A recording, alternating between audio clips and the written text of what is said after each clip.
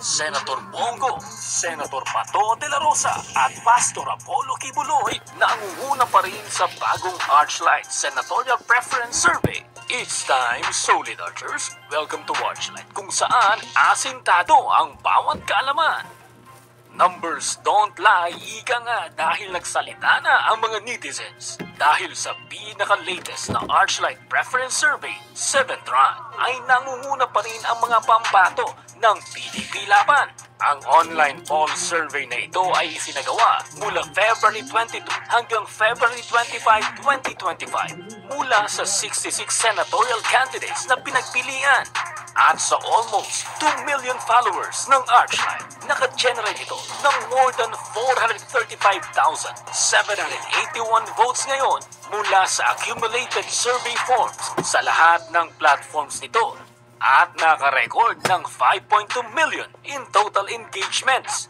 Hindi man ito official survey, ngunit pinapahiwatig naman ito ang sigaw ng nakararami, especially sa social media. Ito ang naging resulta ng Archlight Senatorial Preference Survey 7th run. Nanguna sa unang pwesto ang incumbent senator na si Senator Bongo na nakakuha ng 45,862 votes. Malakas pa rin ang nagiging hatak ng Senator Bong sa masang Pilipino dahil talaga namang tumatak ang mga proyekto nitong malasakit centers sa kanyang panunungkulan. Bilang senador, pumapangalawa naman sa Archlight Survey si Senator Bato de la Rosa na may 44,614 votes. Katulad ni Senator Bongo, si Senator Bato ay muling nagsusumamo sa sambayan ng Pilipino na may pagpatuloy niya ang kanyang pagiging senador sa isa pang termino.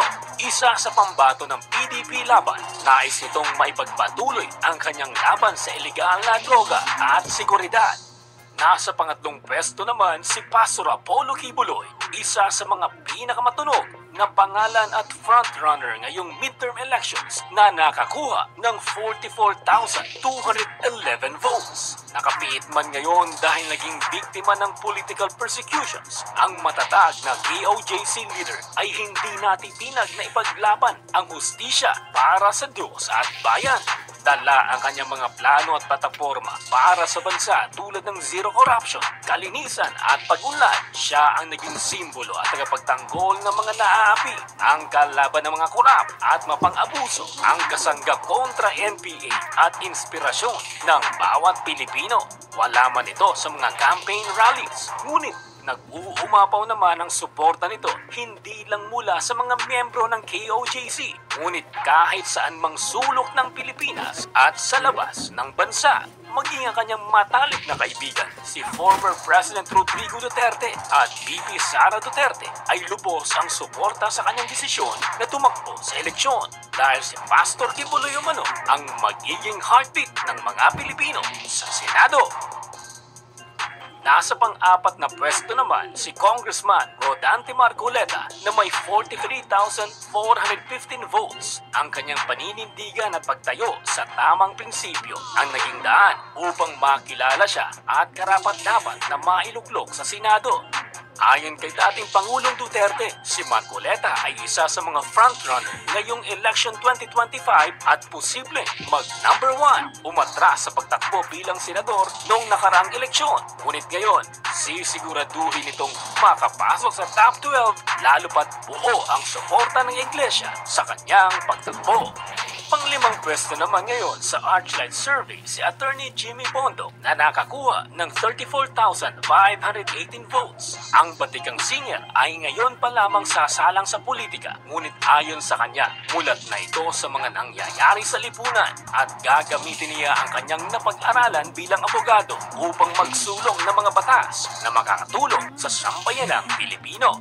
Nasa pang-anim na pwesto naman si Attorney Vic Rodriguez na may 30,032 votes. Isa si Attorney Vic sa tatlong guest candidates ng PDP laban kasama si Pastor Kibuloy at Congressman Rodante Marcoleta na iniendorso ni Pangulong Duterte. Sa kanyang speech sa proclamation rally ng PDP, sinabi nito na proud siyang maging kabilang ng Team Suka kaysa mapabilang sa Team Sinusuka.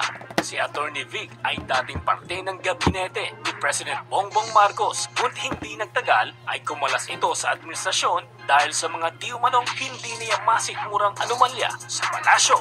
Pampitong pwesto naman si Dr. Richard Matt na nakakuha ng 29,125 votes. Ang malakas na social media presence nito na may milyon-milyong followers ang nagdadala upang makilala siya ng taong bayan. Tubong Mindanao, si Dr. Richard ang isa sa mga tagapagsulong ng Universal Healthcare Act at nangangakong tututukan ang mga proyektong pangkalusugan sakaling mailuklog bilang senador.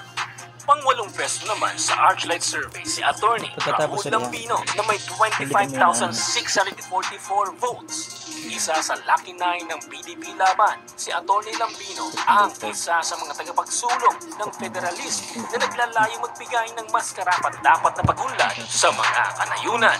Nasa pangsyam naman si Philip Salvador na mayroong 25,341 votes. Artista mang naturingan, ngunit sinasabi niyang magiging epektibo siyang senador kung papalarin ngayong eleksyon. Number 10 naman, ngayon sa survey, si Attorney J.B. Hinlo na mayroong 24,562 votes. Isa si Attorney J.D.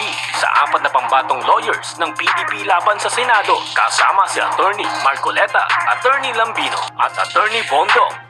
Sa pinakahuling speech ni President Duterte, ang tanging hiling nito sa mga taga-suporta ay ipasok ang lahat na kanyang mga iniindorso, lalo na't kakailanganin umano ng sapat na bilang ng senador upang tumutol sa pagkaka-impeach ni Vice President Sara Duterte. Inamin nito na hindi sapat ang pondo ng PDP upang matustusan ang kampanya, ngunit umaasa ito sa taus-pusong pagsuporta ng taong bayan. Ang kumumpleto naman sa pang-11 at 12 spot ng Archlight Survey ay sina Bam Aquino na may 5,144 votes at si dating Senator Panfilo Lacson na may 4,468 votes. Kapansin-pansin naman ang malaking drop ng boto kung ikukumpara ito sa boto ng mga PDP laban senatorial candidates. Umaasa si dating Senador Bam Aquino na makakabalik sa pwesto upang maisulong ang mga proyekto para sa mga kabataan at libreng edukasyon. Samantala, matapos ang pagkabigo nito sa pagtakbo bilang presidente noong nakarang eleksyon, muling sasabak ngayon si Panfilo Lacson sa senatorial race sa ilalim ng partido ng alyansa ni PBBM. Ang tanong ng marami ngayon, bakit wala ang alyansa senatorial slate sa top 12 ng Archlight Survey? Unang-una, hindi po namin hawak ang desisyon ng mga bumoto sa ating online survey at ang tanging ginawa po natin ay nagtali tayo ng mga boto mula sa mga followers. Hindi na po saklaw ng Archlight kung ang mga bumoto ay panig sa PDP o panig sa PBBM team o iba pang partido dahil ang resulta lamang ng survey ang tinitingnan nito. Sa kabilang banda naman, namamayagpag ang mga alyansa candidate sa mga surveys from official survey firms, ngunit kapansin-pansin naman na maraming netizens ang hindi boto sa mga survey na ito.